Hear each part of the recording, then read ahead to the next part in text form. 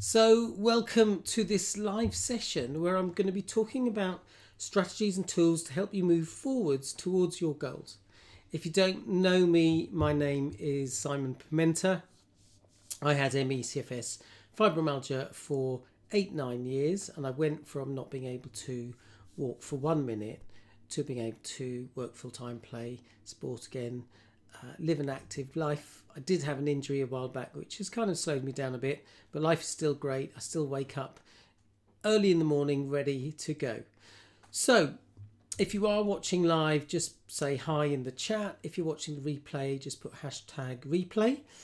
Let me know where you are in the world. So in this session, I'm going to give an overview, and this video will be the first in a series of videos where I talk about the topics that I covered today in more detail. So do subscribe and hit the notification button if you want to be notified when I release a new video. So what I'm sharing is based on the premise that the mind affects the body affects the mind. It recognizes that health and disease is influenced by the state of our nervous system. And I'm going to be talking about non-medical approaches. I'm not a doctor, so I won't be talking about medication, okay? So if you understand that there's a mind-body connection, then keep watching, all right? So my sense is that you're here watching this video because you have the goal of wanting health, energy, and resilience. And what you're experiencing is low energy, symptoms, and a limited life. And of course, what you want is energy, a healthy body, and to be leading a full and healthy life. So it's important that we understand that being in a state of nervous system dysregulation, being in fight, flight, freeze, or shut down, hinders our healing. They're good survival strategies, but being in survival mode doesn't support the body's healing. So it's really important that we learn how to get out of that state, okay? And one of the things we need to understand is that the mind can trigger those survival responses, okay? I talk about operating systems, that we can be running from a kind of fear operating system, and that can keep us in that fight, flight, freeze, shutdown mode, in that survival mode. So as I say, if your goal is to achieve health, energy, resilience, and other goals, then we need to learn strategies for nervous system regulation and strategies that are going to support the body's healing, put the body in the healing state. I have created a document called the 57 Strategies for Calm and Peace. If you'd like that document, then if you're watching on YouTube, I will put the link below this video. If you're watching on other platforms, then comment below and I will PM you the link to that video. So there are 9 areas that I feel are important to consider, and I'll talk about these in an overview, as I say, and we'll go into more detail in future videos. So the first thing that it's important to do is really to connect, okay? We need to be able to connect to the part of us that is operating from your trust operating system, if you like. I'd like you to consider there's a part of you that operates from trust. There's a part of you that has the capacity to be wise and has responded to challenging situations many times in your life in resourceful ways. Okay? I invite you to consider, how often do you remind yourself that that part is a part of you? I've said this before, I keep repeating this to help remind people, is that part of you that is wise, that has the capacity to operate from trust, from a place of patience, acceptance, compassion, and other good qualities, is like the blue sky. It's always there, but we're not always in touch with it.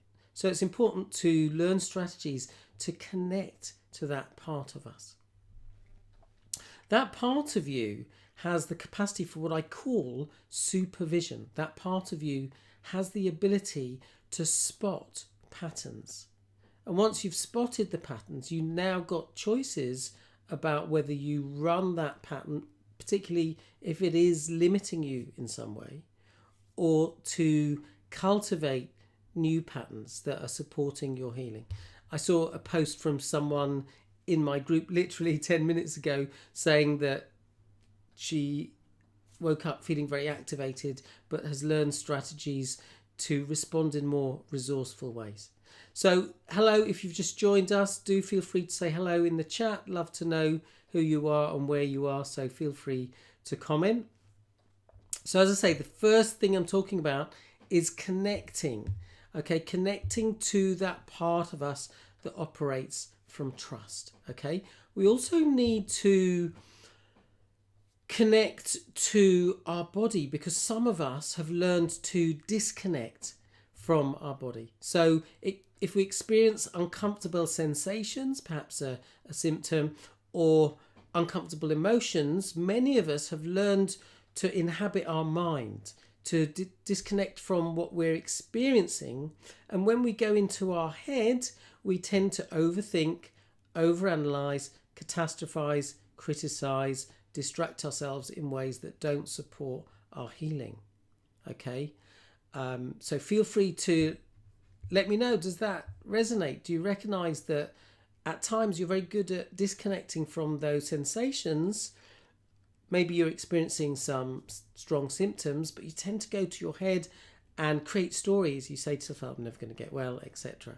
Okay, and this just further activates our nervous system, puts it in that fight, flight, sympathetic arousal. Okay, so a few strategies that I'll share from that 57 strategies for calm. Mari says hi in the UK. Nice to have you join us, Mari. So one simple strategy I've talked about before is to give yourself a hug. Peter Levine suggests you put one hand under your arm and the other on top and just give yourself a hug, or even to just stroke your arms, okay, as a way of soothing yourself if you recognize that you are in a dysregulated state. Another simple strategy is to just roll your shoulders back a few times. Let's do that 3 times. Feel free to join in if it's appropriate to do so. Obviously, if you've got any condition that means that doing this might not be wise, then don't do it. Consult your physician if you're in any doubt. Okay? And then to roll them the other way. And this just helps relax the muscles in the shoulder and upper back area. Another really simple exercise, which is an exercise I do when I'm doing yoga, is to just very gently and very slowly, so it doesn't have to be big movements, but tip your head forwards and then just roll gently round to one side. You don't have to go too far back. Do that a few times and then go the other way. As I say, in that document, I share 57 different strategies to help you calm and regulate your nervous system. Okay. So I will put the comment below this video if you're watching on YouTube, otherwise on other platforms, comment below. So we also need to connect to our emotions because, again, some of us do disconnect from our emotions. There's some very interesting research that says that some people are able to identify their emotions at a granular level. As I say, I'll talk more about that in a future video. But they're able to pinpoint the emotion. Imagine some emotions are comfortable, some emotions are uncomfortable, some are high energy, some are low energy. They're able to pinpoint on that grid whether their emotion is, it gets color coded, as I'll talk about this again in another video: red, yellow, green, and blue. Okay, so they're able to then pinpoint, oh, actually, this is the emotion I'm feeling. People who aren't able to do that are defined as clumpers. Okay, and according to research, people who are able to be granular about their emotions are less likely to freak out, to abuse alcohol. They're better at regulating their emotions. And people who are clumpers, who are less able to get granular about what they're experiencing on an emotional level, according to research, are more likely to get physically and psychologically ill than those people who are more granular. You may know people who are very good at identifying their emotions and communicating their emotions. I've got a friend who, if she's in an interaction which doesn't feel comfortable, she'll say, "I'm not feeling comfortable right now." And that's a way of her to start just tuning in to what she's feeling emotionally. Okay. So I'd like you to consider, in terms of connecting, number one, to that part of yourself that is wise, to your body, being connected to your body and noticing the signals that your body is giving you, which is important information, and connecting to your emotions. How would you rate yourself? Would you say that you're red, orange, or green in that area? Okay. Certainly, I think when I had MECFS and fibromyalgia, I was probably red a lot of the time. Okay. So comment in the chat or just make a note for yourself. You might just want to use pen and paper and just write these terms, these areas, these 9 areas I'm going to talk about, which are written in blue. So the first one is connect. And just make a note. Do you think you're red, orange, or green? Okay, in that area. Okay, so that's the first thing, connecting to those aspects of ourselves. The next is to choose, all right? So, as I've already mentioned, there's a part of you that is super wise, that has the capacity for supervision, the ability to spot patterns. So, when you spot a pattern, for example, a common pattern that people recognize is that when they experience a dip or a setback, they tend to catastrophize. So if you recognize that pattern, just give yourself a pat on the back, okay?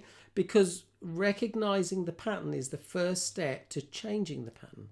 So it's amazing that you've gone from perhaps being subconscious about that pattern to, I recognize that in this situation, I tend to catastrophize, okay? So you've become conscious of the pattern, all right?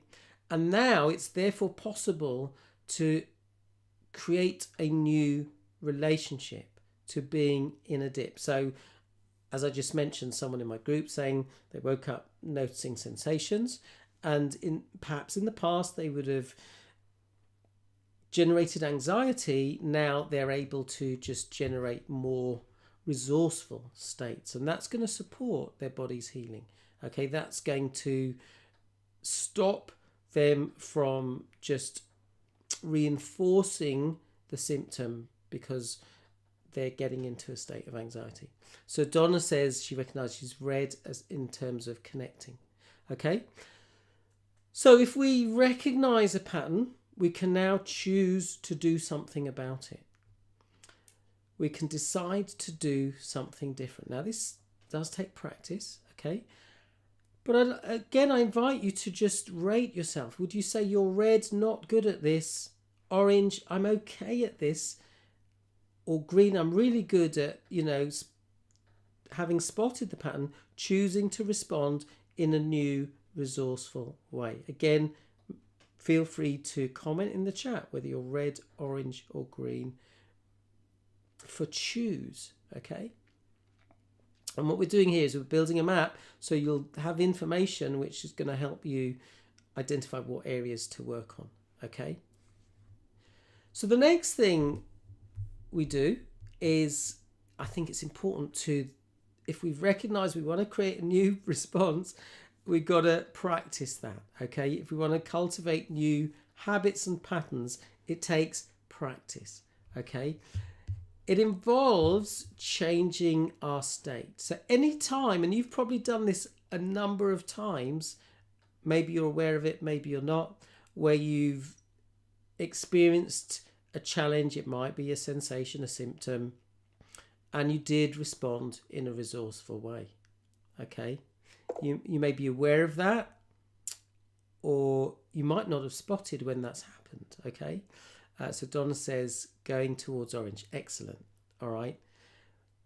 Consider that it is possible to change your state. Okay, and I talk as someone who used to lie in bed catastrophizing, chastising myself, criticizing myself. Okay, and I learned that it was possible to just respond in more resourceful ways.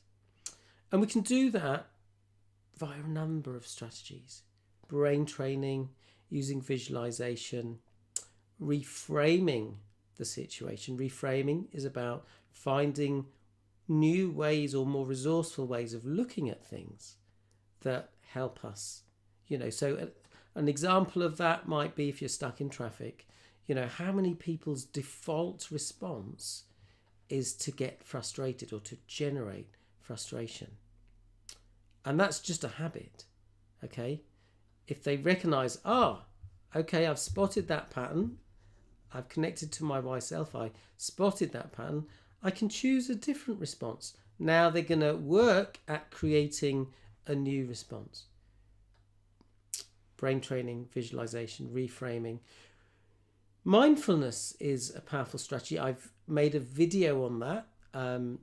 I will link below to that video. So check that out after this recording is complete. I'll add the link to that video. All right. But mindfulness is the ability to observe our thoughts, our feelings, the sensations in our body without going to our head. So, for instance, if I'm noticing I feel like I've got a bit of a sore throat, in the past I might have said, oh no, this is terrible, this is a sign of that I'm just getting worse. I can notice, I'm thinking about my throat, and I'm thinking about my throat in this particular way. Let's pop that thought on a cloud and just observe it, and just go back to noticing my breath, engaging with my breath in that way. Okay, so again, that's a practice that we can cultivate and that we can get good at. Okay, another strategy I teach people is future pacing. Okay, mentally rehearsing the habit or pattern that we want to make automatic. All right, and with practice, by doing visualization, by future pacing, it's more likely that we can respond in that more resourceful way. All right, so the next area that I think is important to focus on is around movement, is creating a sustainable approach to movement. How often have you got a bit of energy and you've tended to boom and bust? Let me know in the chat, put B and B if you recognise that that's a pattern. Okay, and so sounds like perhaps you haven't got clear on where your current baseline is. Okay, so I do give away free trainings on establishing your baseline, strategies to beat boom and bust. So feel free to comment below if you'd like those trainings if you haven't had them already. So they're free trainings. Okay, it's really important that we have strategies for dealing with dips and setbacks. Okay, so have you got a protocol? Have you got steps that you can follow that can help you cultivate new, more resourceful patterns? So Mari says B and B, so recognise that she tends to boom and bust. Lynn says hi, can't see the words, they're still too small. Are you watching on your phone, Lynn? If that's the case, that that's probably not something I can do much about. But if someone else is experiencing that, let me know as well. But I'm telling you what the words say, so you can relax about that. Okay, so just consider that. Have you got strategies, a protocol for dealing with dips and setbacks? I encourage people to create a personal handbook. And in that personal handbook, you might have a section that says, these are some strategies that I use for dealing with dips that you've learned, that you've Googled, or you've learned them from watching my videos. Because then you've got some resources to remind yourself of what you need to be doing when you're in a dip. So for example, part of my strategy might be just to either journal if I got the energy to do that, or imagine having a conversation with a wise being and imagining what they'd be saying to me, or imagining what I'd be saying to a friend if they were in a dip. You know, what words of encouragement and support and guidance would I give them? Okay, so Lynn says, I can see the red, green, orange words, or blue. I can't see the colours. Okay, I'll be reading out the words, Lynn. So if you like, don't worry too much about that. Relax, and I'm guiding you through the map, and you'll be able to access it. I will give you, I'll maybe add the PDF as well. All right, if you're on your phone, it's going to be difficult for you to see them because the phone screen's much smaller. All right, so it's really important as well to understand that our mindset around movement and our beliefs around energy are important. Often people take a very mechanistic view of energy, and I will talk about that in another video, explaining what can happen on a mechanistic level to our energy. All right, but what's really fascinating is that there is research that shows that our beliefs about our energy affect our energy. Okay, again, I'll talk about that in more depth in another video because I want to keep this video fairly short. All right, but again, if you were to rate yourself in terms of how sustainable your approach to movement is, would you say you're red? Yeah, keep booming and busting when I have energy. Haven't really established my baseline. I'm not really working within that. If my energy is very low, obviously as your energy gets better, you can expand your boundaries. Okay, but what would you say? Red, not good at this. Orange, I'm okay, could do better. Green, comment in the chat. Okay, so that's the fourth area.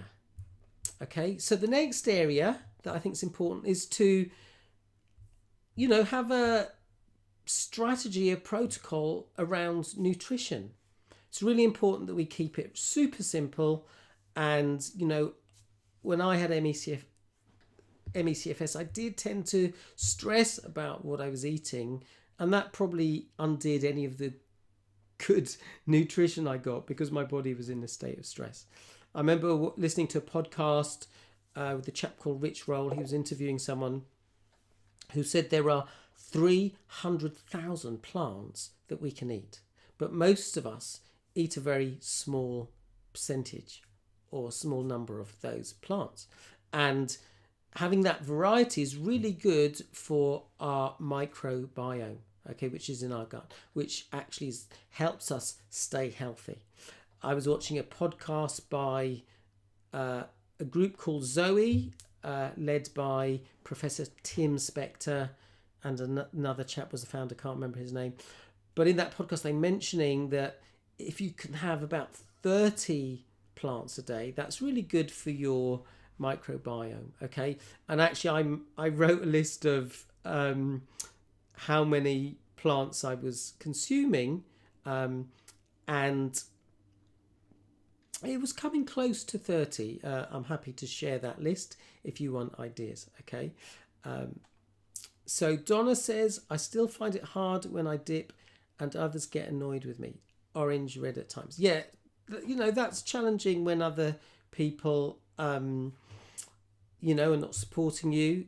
So I feel for you, and I'll keep talking because we'll talk about that in a moment. All right. But again, just for nutrition, what would you say? Red, orange, or green? Red, not good. Really need to work on this. Orange, I'm okay. Could do better. Green, I have nailed this area. That was probably one area that I was green in when I had MECFS, because I've always been interested in nutrition from quite a young age.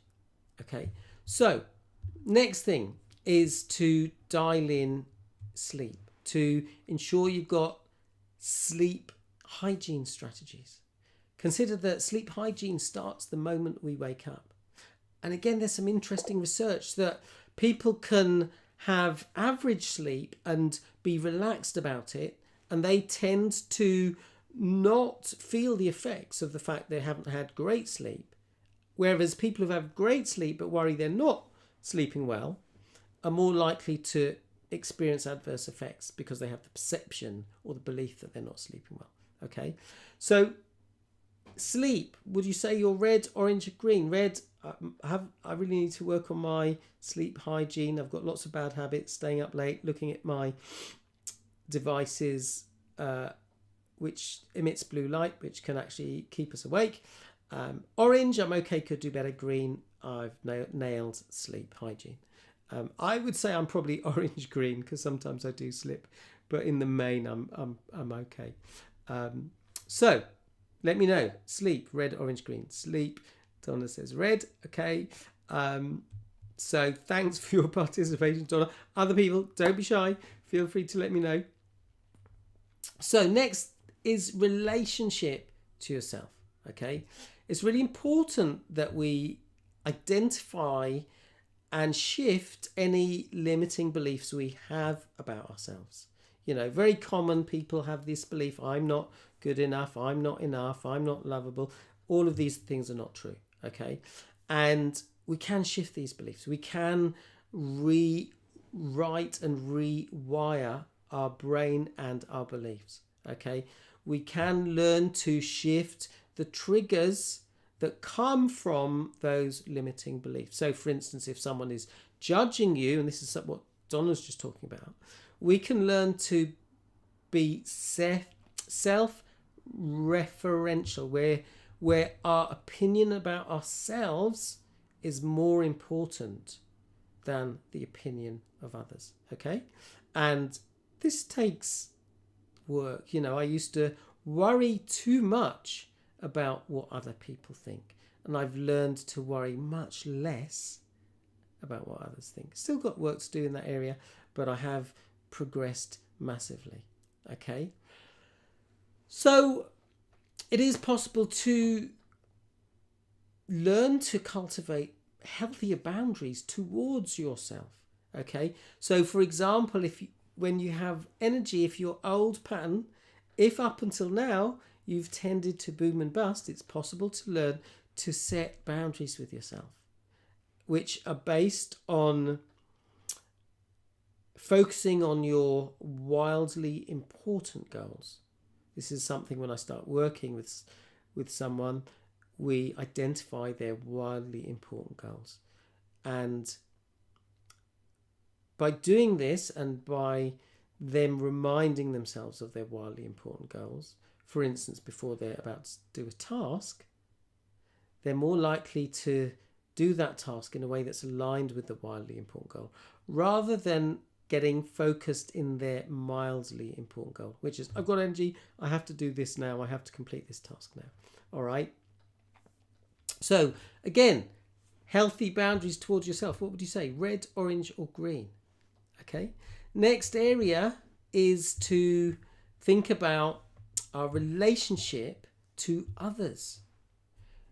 Would you say that you have healthy relationships with others, healthy boundaries? Do you have strategies for dealing with conflict and with people who can be challenging in their behavior? So again, just let me know. Red, orange, green. Red, I really need to work on this.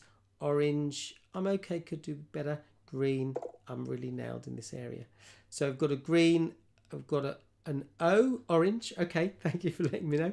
And then the final area is all about our relationship to the outside world. And this is about living our life by design, living on purpose, being clear about our purpose, being clear about our big why. what our wildly important goal is and why that's important to us. When we have that clarity, it's possible that we can learn to be, instead of being reactive, we are proactive. An example of reactivity is something I used to do: wake up in the morning, turn my phone on and scroll, answering people's messages, scrolling on Facebook, etc. And half an hour could go past and I'd still be lying in bed looking at my phone. And 99 times out of 100, I don't do that. I get up, have a drink and do some exercise. Then I think about my day, I have breakfast. So I've got a structure, and this is about me living on purpose, okay? Having a clear focus about what I want to achieve, okay? So that's a brief overview of those 9 areas, okay? And I'm going to be talking about those areas in more detail. We're going to focus on each of those areas in other videos. I have made some videos where I've talked about these topics already. So do check out my playlists on YouTube, because there's videos in some of these areas, and I'll create more playlists for the areas that haven't been covered as I cover these topics, okay? And for instance, if you have made a note of these areas, then you can clearly see where you're red, where you're orange, where you're green, and you can identify which areas you think will be useful to work on. Okay, so for example, if I knew, or if I was working with a client who was saying, I really boom and bust a lot, okay, we're going to look at some strategies for that, and we're also going to work on connecting to that part of you that is wise, so that you can be guided by that part rather than being reactive, okay?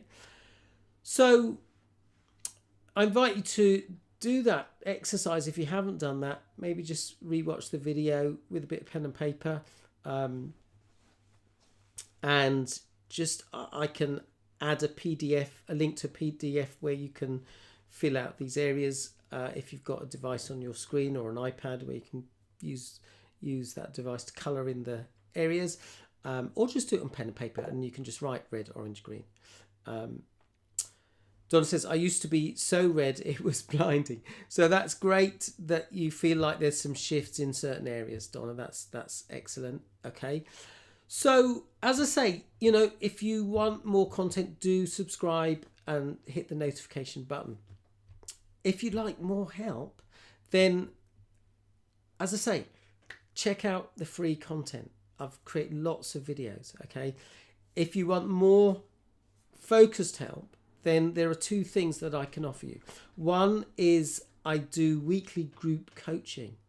This is by donation. I aim to make this as accessible to as many people who want to be part of a supportive community, to get some coaching so that you've got some clarity about what to focus on.